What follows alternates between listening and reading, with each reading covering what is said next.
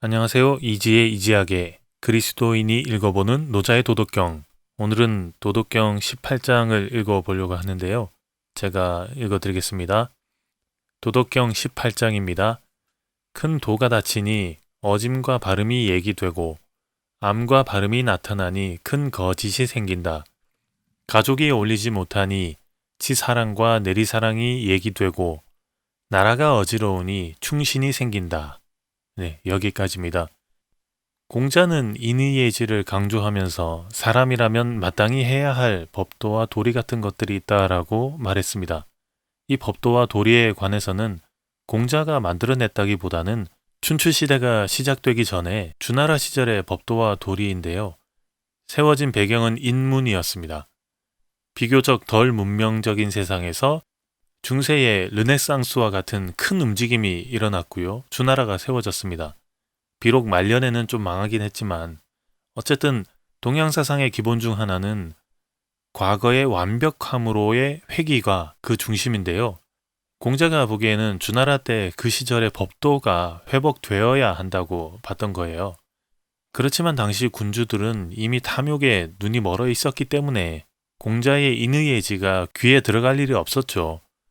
그저 공자가 좀 잘하던데, 공자라는 애가 좀 잘하던데 얘를 등용을 해가지고 땅도 좀 더 넓히고 세력도 좀 더 가져보려는 그런 심산뿐이었어요.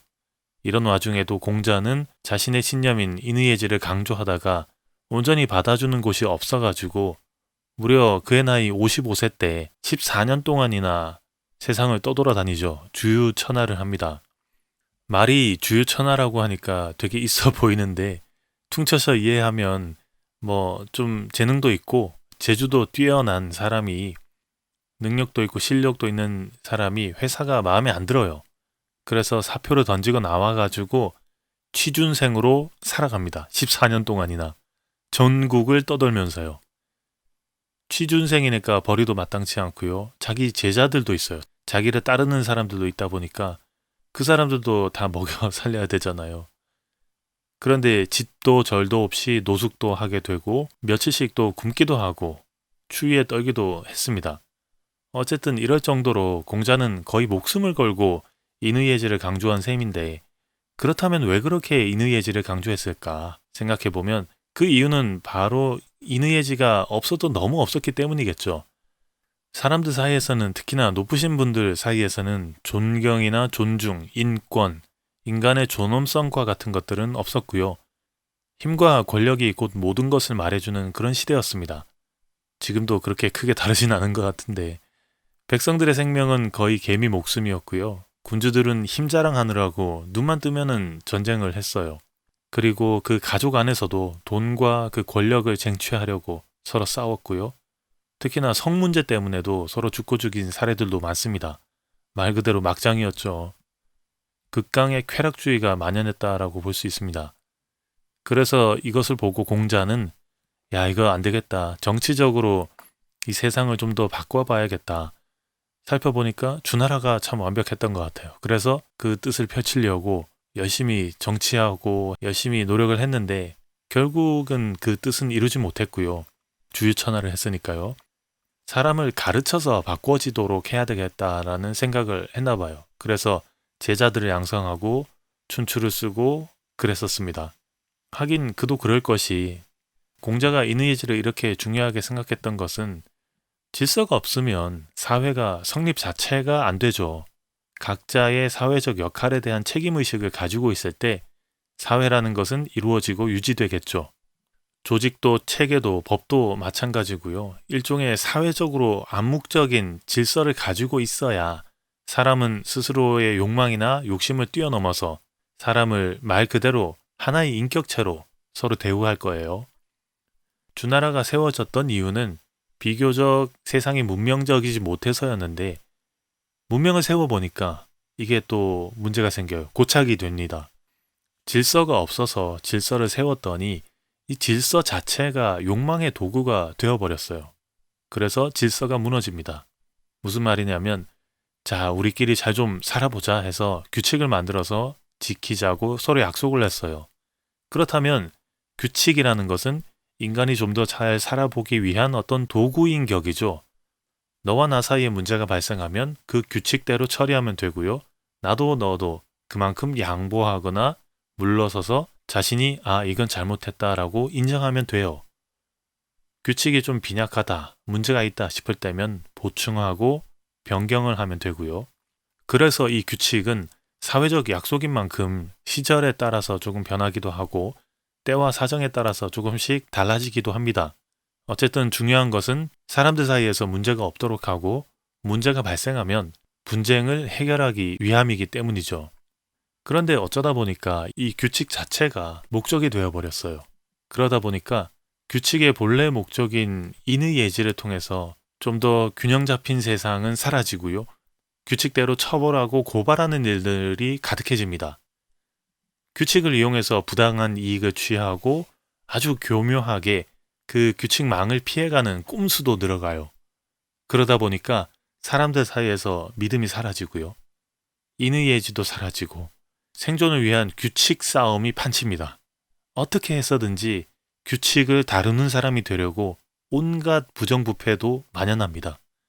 노자는 그래서인지 더 거슬러 올라가요. 말하자면 주나라 이전에 은나라, 은나라 이전에 하나라, 하나라 이전에 복희씨와 신농씨 그런 시절로 혹은 더 이전의 시절로 돌아가자라고 말이죠.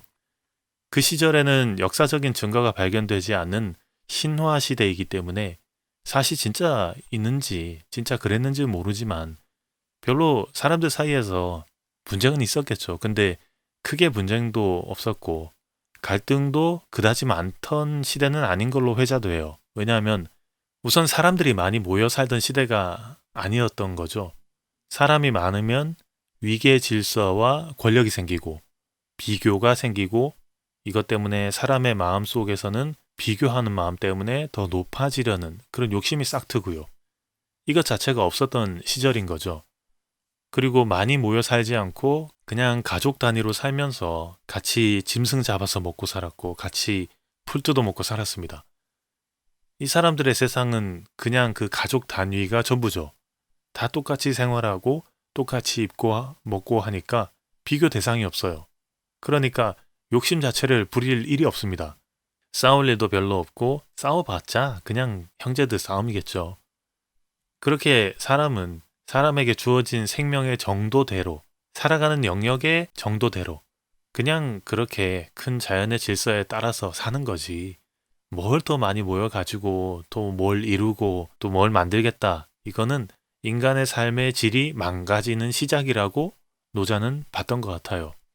그래서 노자는 소국과민을 말했던 거죠. 노자 입장에서는 사람이 많이 모여 살면서 위계 질서가 생긴 그 자체가 아주 인위적인 거라고 말할 수 있겠습니다. 이런 시절을 상상해 보면서 노자는 말합니다. 큰 도가 사람들 마음속에서 없어졌기 때문에 사람들은 대안이랍시고 어짐과 발음을 찾기 시작했고 암과 발금도 또 거짓도 생겼고 그래서 서로 비교하게 되어서 어울리지 못하니까 내리사랑이니 예의범절이니 생긴 거고요. 이것이 더 확장되어서 나라는 세워졌지만 하나로 모인 권력에 다들 자기 욕심만 챙기니까 충성스러움이라는 개념이 생겼다고요. 무엇인가 잘못되었다면 가장 좋은 건 정도를 가는 거라고 하죠. 기본에 충실하고 정도를 걸으면 비록 시간은 더디 걸려요. 그렇지만 온전하게 회복할 수 있다라고요. 그런데 사람들은 지금 당장이 급해요.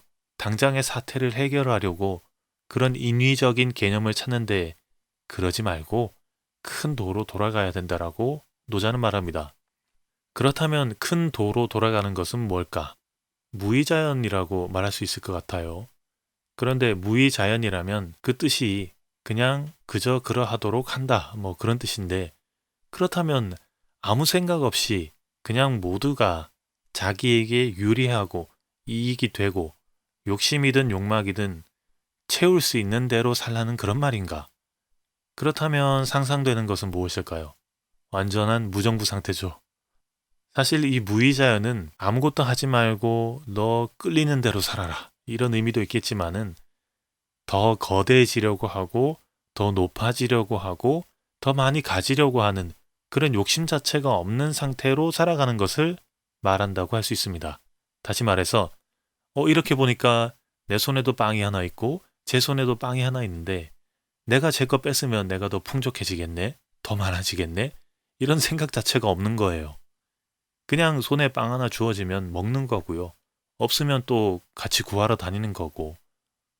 마치 정글에 사는 원주민들이 하나의 공동체를 이루어서 살아가는 것과 굉장히 비슷한 것 같습니다. 같이 사냥하고 나눠 먹고 없으면 또 같이 굶고요. 예전에 방영된 어느 한 유명한 다큐멘터리에서 어떤 한 부족이 문명을 받아들이지 않고 이렇게 살고 있는 것을 보여준 적이 있어요. 같이 비교해서 보여주는 어떤 부족이 있었는데 그 부족은 문명을 받아들였어요. 그런데 살아가는 양식이 과거에는 이 두 부족이 비슷했다가 문명을 받아들인 부족은 받아들인 이후에는 많이 달라졌습니다. 사람들이 굉장히 약아지고요. 땅도 오염되고요. 사람이 사람을 해치는 사건들이 많이 일어났다라고 하더라고요. 그렇지만 문명을 받아들이지 않은 부족은 그냥 원래 그대로 사는 거고요.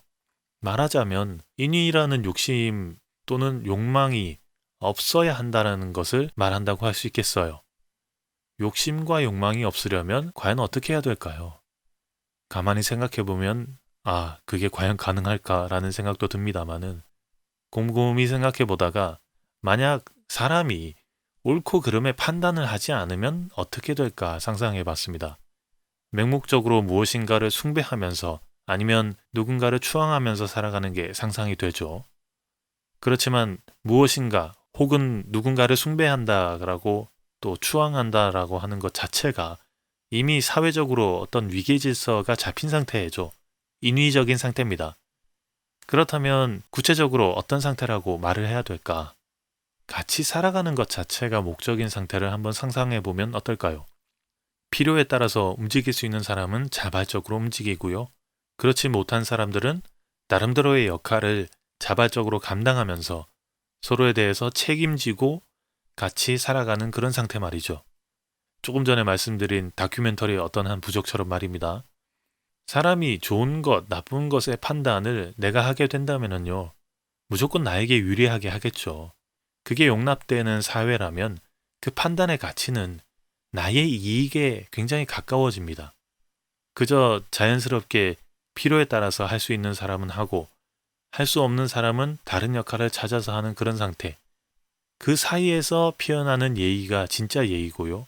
그 사이에서 피어나는 애정이 진짜 애정이겠죠. 예의라는 법도를 딱 정해놓고 있다 보면 그 예의는 살기 위해서 만들었는데 시간이 지나면 예의가 사람을 지배하고 나를 지배하게 돼요. 이렇게 말할 수 있는 것도 분명 예의라는 문명의 교육이 먼저 제가 되어 있기 때문에도 그렇겠지만 생각해보면 너와 나 사이에서 상대방이 더 뛰어나다, 좀 존경스럽다 그런 게 있다면 나도 따라하고 싶지 않습니까? 거기에서 예의가 생겨나지 않았을까 싶어요. 노자의 입장에서 따져보면 무엇인가를 내가 판단해서 나에게 무엇이 더 나을까, 어떻게 해야 더 좋을까 이런 판단이 있기 때문에 충신이니 내리사랑이니 밝음이니 이런 것들을 강조하면서 다들 따르게 하면서 질서를 잡아가려는 것 자체가 인위인 거죠. 성경을 보면 인간의 죄가 시작된 원죄라는 개념이 있습니다.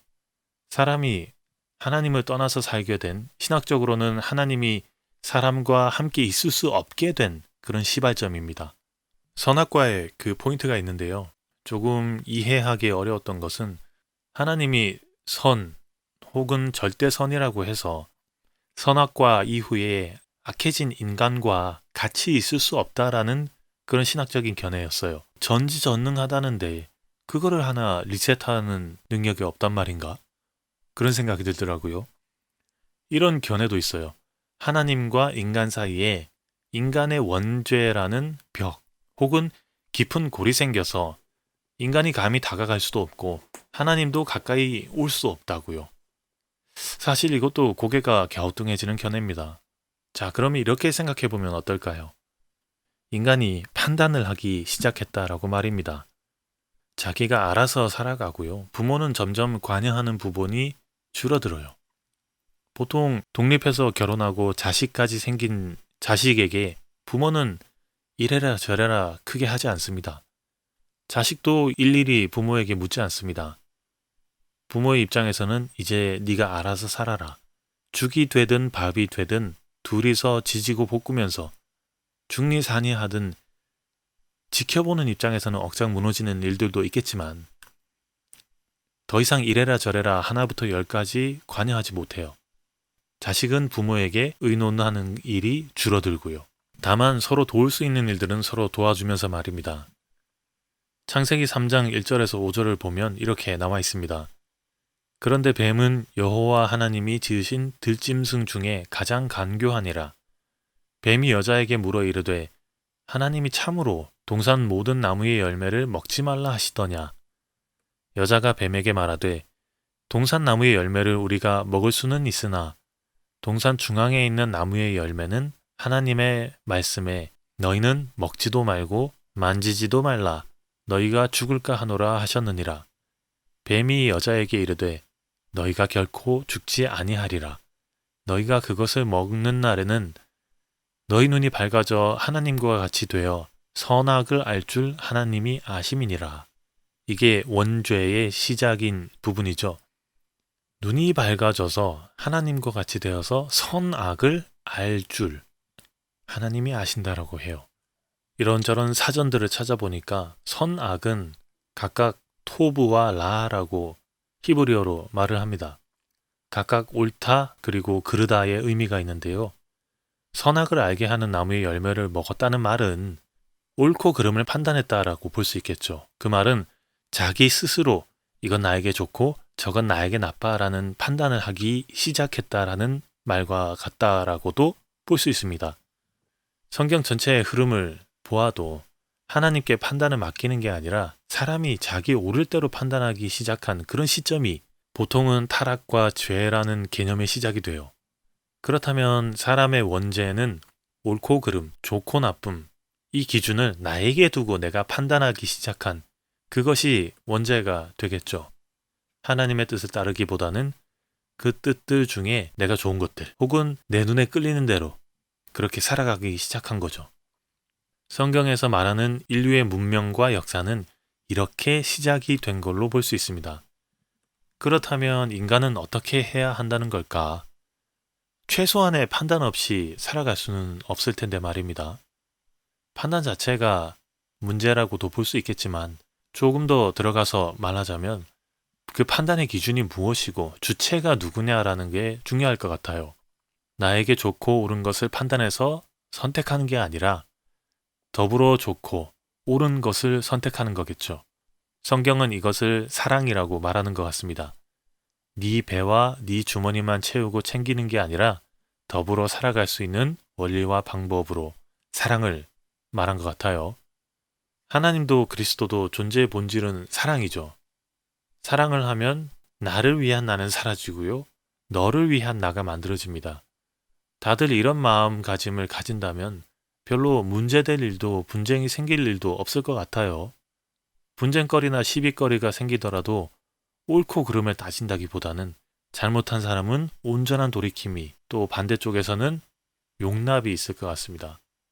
성경에서 말하는 하나님의 나라, 천국이라는 것은 아마 이런 모습이 아닐까 싶어요.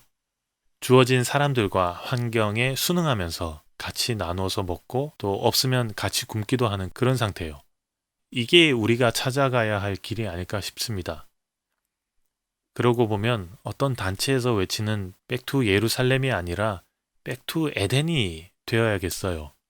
왜냐하면 예루살렘은 사람의 문명과 판단이 극도로 창궐했던 시절이지 않습니까?